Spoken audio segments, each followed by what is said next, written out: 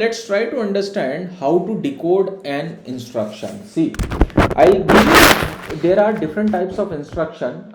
If you remember that some videos back, I have also told you that by using our 16-bit instruction where 4 bits are reserved for opcode, then also we can generate 625 instructions. See, we are doing decoding here. That's it. That is, we want to know which instruction we are doing. Okay, what type of instruction we are doing. So now we will assume that the address, the instruction is already available in our instruction register. Okay, we are assuming that fetching is already done, the instruction is present in our instruction register. Okay, now these are the 4 bits, that is 15, 14, 13 and 12, which is representing opcode, and here from 11 till 1, this is operand. This is instruction register right now.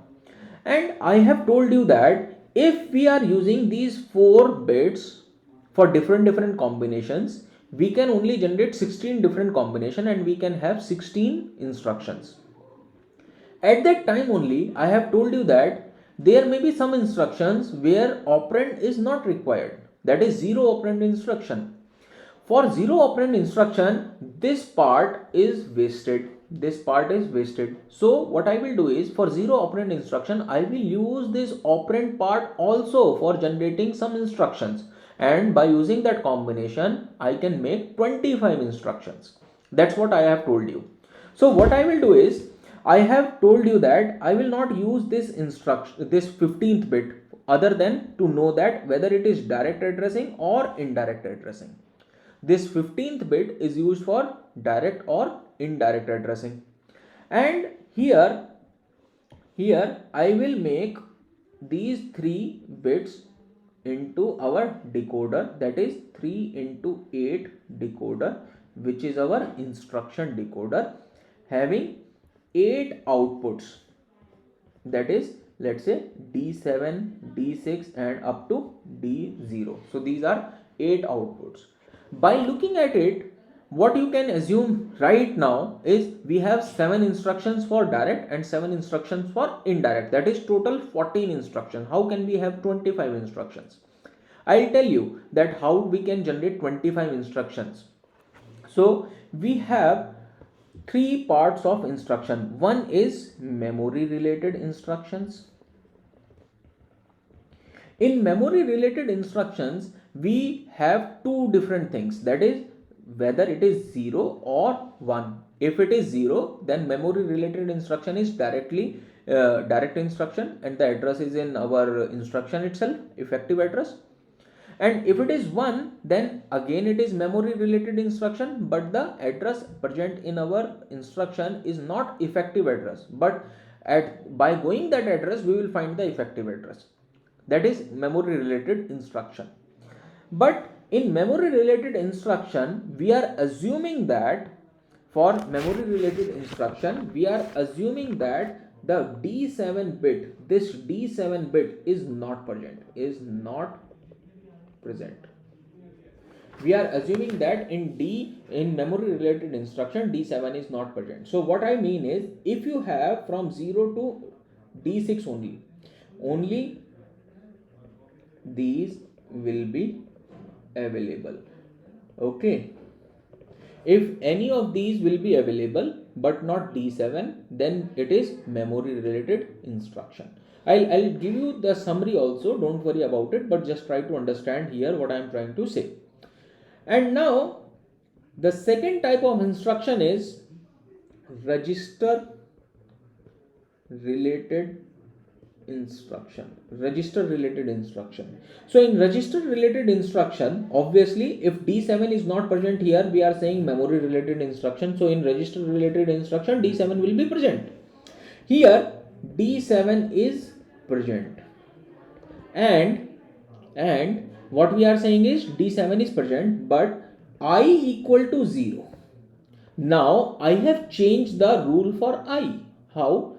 First of all, we were using I for direct and indirect, but then that time I have made a solution that I will say D7 is not present, then only I will use that direct and indirect and memory related instruction.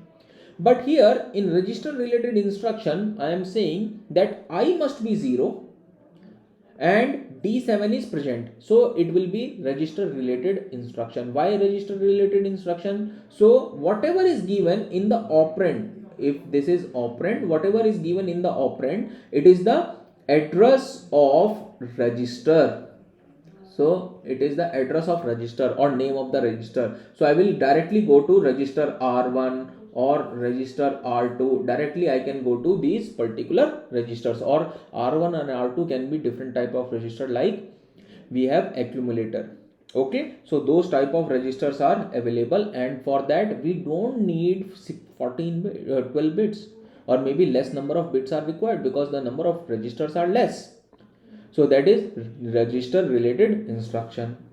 And the third one is input related instruction. So in input related instruction, what do we have is, in input related instruction, the input is taken from the input devices like keyboard or like through mouse. So that is input related instruction. Here D7 is present and I equal to 1.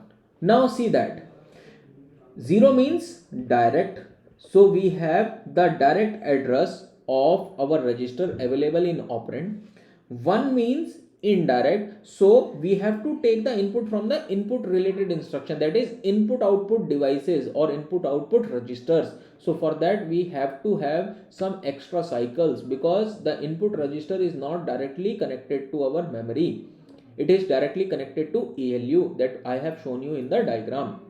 And from ALU, so what I have told you is, from input register you have to give the data into ALU. From ALU it will go to accumulator, and then you can either store it in memory or you can output it. Okay, so this is the way you take the input from the input register. So it is indirectly, it is not directly. So that's why it makes sense also. So in short, what we are doing is, we have instructions. The first type of instruction is memory related instruction, where D0 to D6 may be zeros or ones, but D7 is equal to 0 always, because it is not present. Okay, and I can be 0 or 1 based on what is indirect or direct addressing. And then the next is register related instruction, for which I can say that D7 equal to 1 and I equal to 0. So this is the fixed combination here which I am assuming in my current instruction set.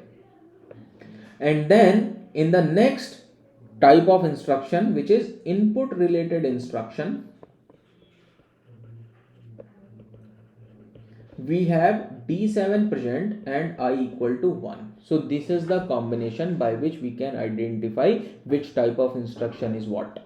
Okay, so now I'll give you some different type of instruction in writing, by which I will explain the different type of instruction. So first of all, let's write the examples of memory related instruction. So I'm just writing type 1, type 2, and this is type 3. So don't assume that this is type 1, type 2, type 3 like in grammar.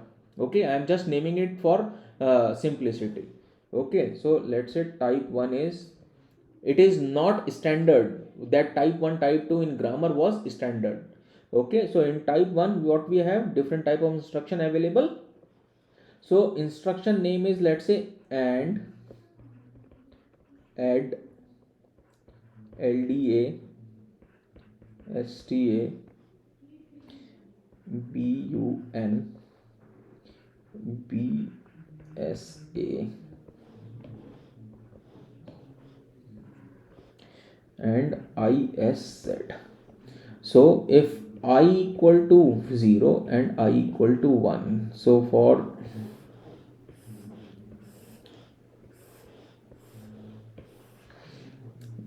zero, 1, 2, 3, 4, 5, 6,